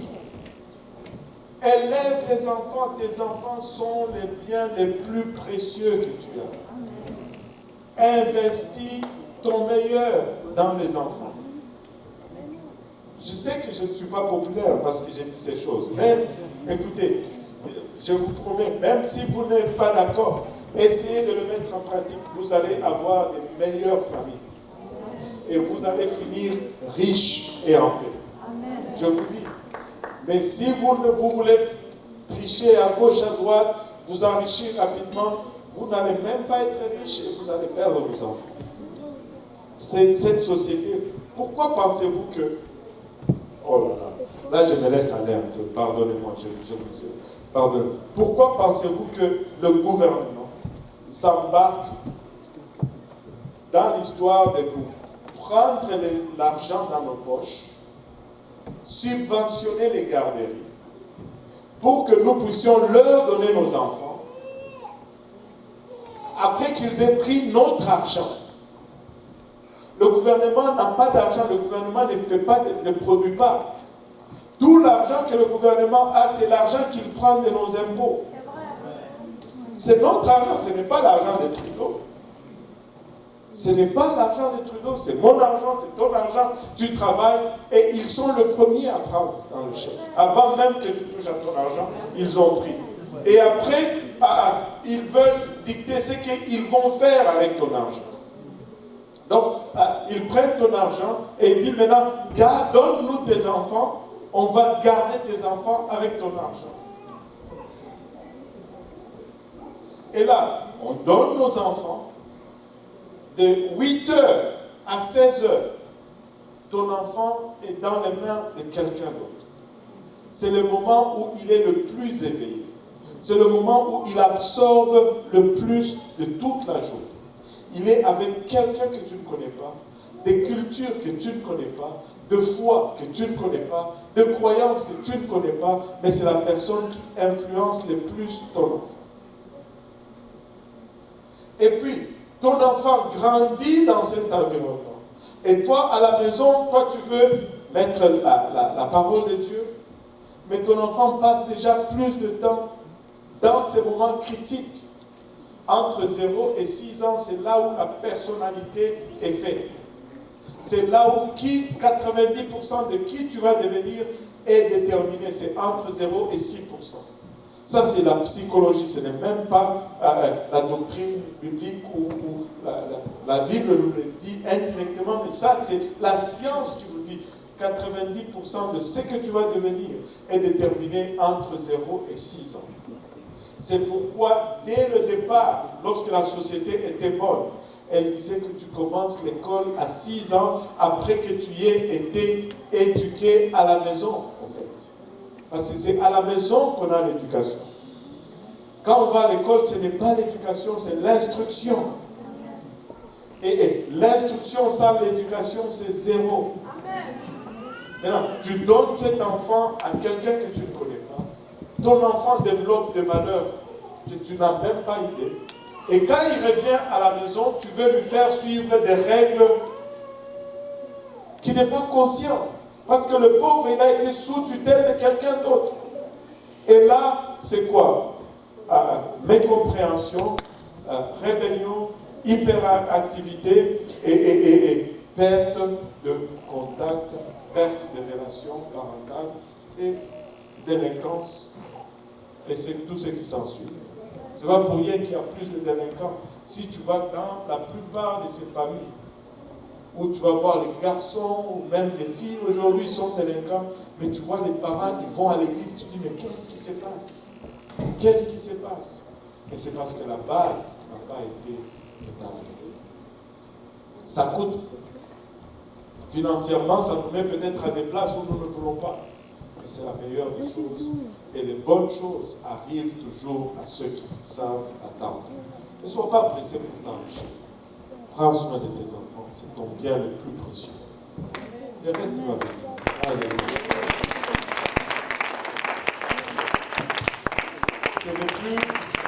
C'est le plus populaire de prêcher ça ou de dire ça, même tu te fais fustiger, mais nous on va le dire.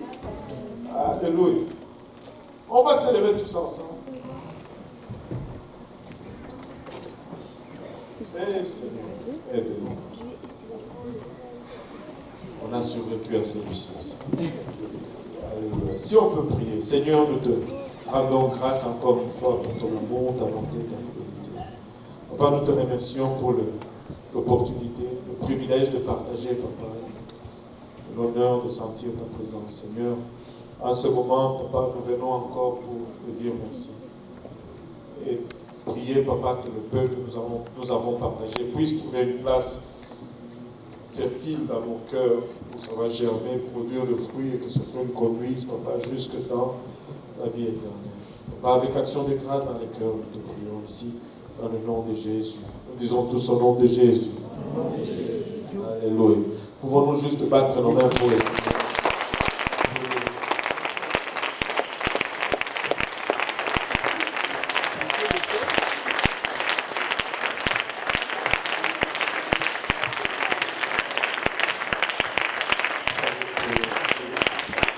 La main de votre voisin, que le Seigneur vous bénisse. Et après cela, je pense que ça va commencer à être un peu moins long parce qu'on a parlé des choses les plus